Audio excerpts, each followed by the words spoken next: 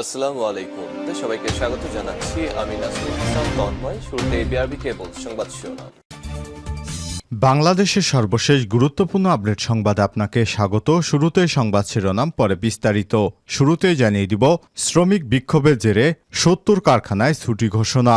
সাভারের শিল্পাঞ্চল আশুলিয়ায় অন্তত ৭০টি কারখানায় ছুটি ঘোষণা করেছে কর্তৃপক্ষ। বুধবার ৪ সেপ্টেম্বর সকাল 10টার দিকে বাইপাল আবদুল্লাপুর সড়কের বাইপাল থেকে জিরাবো পর্যন্ত সড়কের উভয় পাশে সব কারখানায় ছুটি ঘোষণা করা হয়। খবর পেয়ে সেনাবাহিনীর সদস্যসহ আইনশৃঙ্খলা রক্ষাকারী বাহিনীর সদস্যরা সতর্ক অবস্থায় রয়েছে। এরপর জানিয়ে দিব, সচিবদের যেসব নির্দেশনা দিলেন অন্তর্বর্তীকালীন সরকারের প্রধান উপদেষ্টা ডক্টর মোহাম্মদ ইউনূস। এবারে জানাবো, জেনারেল আজিজ এবং নিজাম হাজারীর দুর্নীতির অনুসন্ধান শুরু। বিভিন্ন অনিয়ম এবং দুর্নীতির মাধ্যমে অবৈধ সম্পদ অর্জনের অভিযোগে ফেনী ২ আসনের সাবেক সংসদ সদস্য মোহাম্মদ নিজাম হাজারী ও সাবেক সেনাপ্রধান জেনারেল আজিজ আহমেদের বিরুদ্ধে অনুসন্ধানের সিদ্ধান্ত নিয়েছে দুর্নীতি দমন কমিশন দুদক।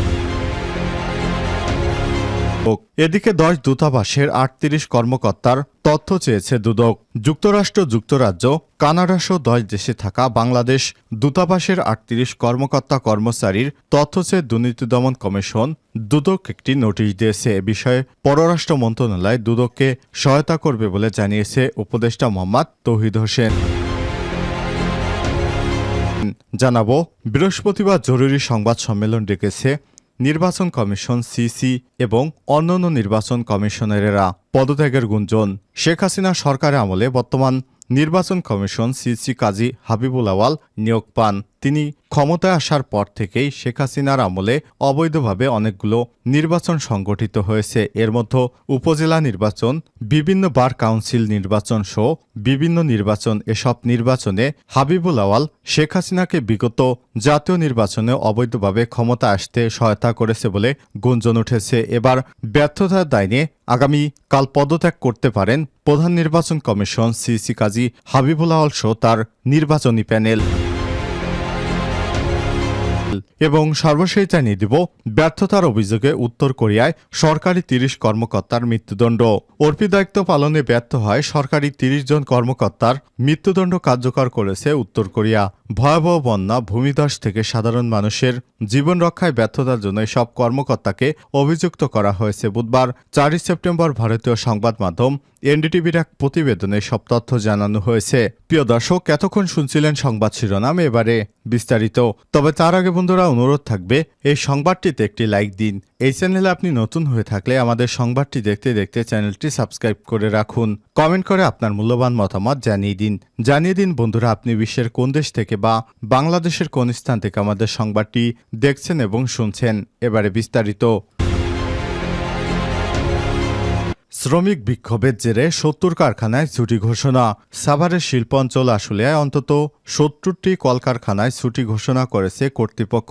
আজ বুধবার ৪ সেপ্টেম্বর সকালে 10টার দিকে বাইপাল আবদুল্লাপুর সড়কের বাইপাল থেকে জিরাবো পর্যন্ত সড়কের উভয় পাশের এসব কারখানা ছুটি ঘোষণা করা হয়। খবর পেয়ে সেনাবাহিনীর সদস্য সহ আইনশৃঙ্খলা রক্ষাকারী বাহিনীর সদস্যরা সতর্ক অবস্থানে রয়েছেন। জানা গেছে, বুধবার সকালে আশুলিয়ার বিভিন্ন কারখানা শ্রমিকেরা কারখানায় প্রবেশ করলেও কাজ না করে বিভিন্ন দাবি আদায় বিক্ষোভ শুরু করেন। এক পর্যায়ে কর্তৃপক্ষ একে একে কারখানাগুলো ছুটি দিতে বাধ্য হন। সরেজমিনে গিয়ে সকাল 11:30টার দিকে আবদুল্লাপুর বাইপাল সড়কের বাইপাল থেকে জিরাবো পর্যন্ত দেখা যায় কারখানাগুলো বন্ধ করে ছুটি ঘোষণা করা হলেও শ্রমিকেরা বিক্ষিপ্তভাবে বিভিন্ন পয়েন্টে জড়ো হয়ে বিভিন্ন স্লোগান দিচ্ছে। ফলে বাইপাল আবদুল্লাপুর সড়কে সৃষ্টি হয়েছে তীব্র যানজটের। ভোগান্তিতে পড়ে সড়কটির ব্যবহারকারী সাধারণ যাত্রীরা। পরিস্থিতি নিয়ন্ত্রণে আনতে কাজ করছে শিল্প পুলিশ, সেনাবাহিনী, বিজিবির সদস্যরা। শিল্প পুলিশ 1-এর পুলিশ সুপার মোহাম্মদ সারোয়ার আলম কালবেলাকে বিষয়টি নিশ্চিত করে বলেছেন,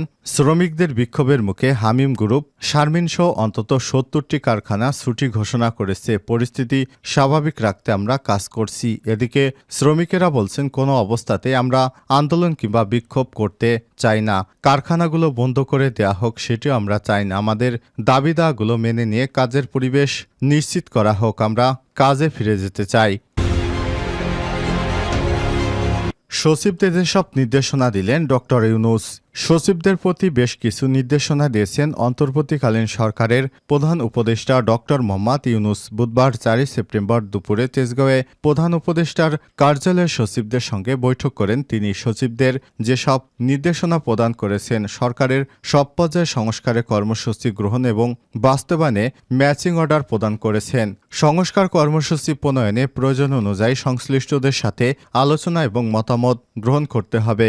জুলাই আগস্ট গণ অভ্যুত্থানে ছাত্র জনতা বৈষম্যবিরোধী মানবিক দেশ গড়ার যে প্রত্যয় যে বহীন চিত্ত আমাদের উপহার দিয়েছে, তার উপর দাঁড়িয়ে বিবেক এবং ন্যায়বোধে উজ্জীবিত হয়ে আমাদের স্ব ক্ষেত্রে সততা, নিষ্ঠা, জবাবদিহিতা নিয়ে নতুন বাংলাদেশ গড়তে হবে।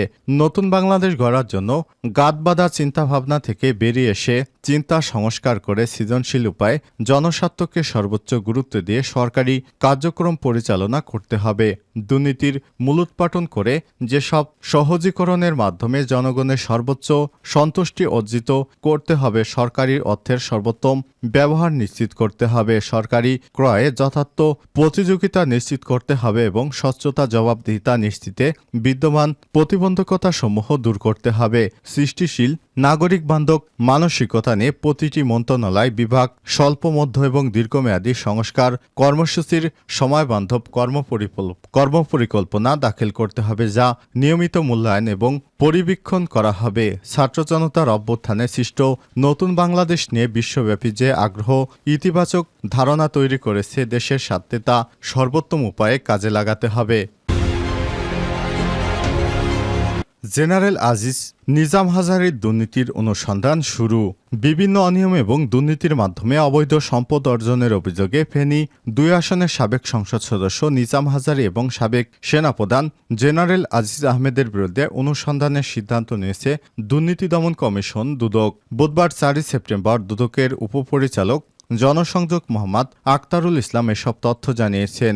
দুদক সূত্র থেকে জানা গেছে, ফেনী 2 আসনের সাবেক সংসদ সদস্য মোহাম্মদ নিজাম হাজারীর বিরুদ্ধে ক্ষমতার অপব্যবহারের মাধ্যমে বিভিন্ন দুর্নীতি এবং অর্থনৈতিক কার্যক্রম সহ নানাবিধ অনিয়ম এবং দুর্নীতির মাধ্যমে তার নিজ ও স্ত্রী পরিবারের নামে কোটি কোটি টাকার সম্পদের তথ্য পেয়েছে দুদক। এছাড়াও তার দেশে বিদেশে অবৈধ সম্পদের তথ্য গোয়েন্দা পেয়েছে দুদকের গোয়েন্দা ইউনিট। এছাড়াও সাবেক সেনাপ্রধান জেনারেল আজিজ আহমেদের বিরুদ্ধে ক্ষমতার অপব্যবহারের মাধ্যমে বিভিন্ন দুর্নীতি এবং অনৈতিক কার্যক্রম সহ নানাবিধ অনিয়ম ও দুর্নীতির মাধ্যমে রাজধানী সহ বিভিন্ন জায়গায় বাড়ি, ফ্ল্যাট ক্রয় সহ 100 কোটি টাকা বিনিয়োগ করে আলিশান বাংলো নির্মাণ, মিরপুর DOHS-এ মিরপুরে বাড়ি, ঢাকার নিকুঞ্জ 1-এর 6 নম্বর রোডে আজিজ রেসিডেন্স বাড়ি নম্বর RCR9+F5P নামেও বাড়ি রয়েছে তার ছোট ভাই তুফাইল আহমেদ ও জোসেফের নামে। ঢাকার বিভিন্ন জায়গায় বাড়ি এবং কয়েকশো বিঘা জমি ক্রয় রয়েছে। এছাড়াও তার দেশে বিদেশে অবৈধ সম্পদের তথ্য গোয়েন্দা অনুসন্ধানের প্রাথমিকভাবে সঠিক পরিলক্ষিত হওয়ার প্রকাশ অনুসন্ধানের জন্য কমিশন কর্তৃক সিদ্ধান্ত গৃহীত হয়েছে। 10 দূতাবাসের 38 কর্মকর্তার তথ্য চেয়ে দুদক থেকে প্রজ্ঞাপন জারি।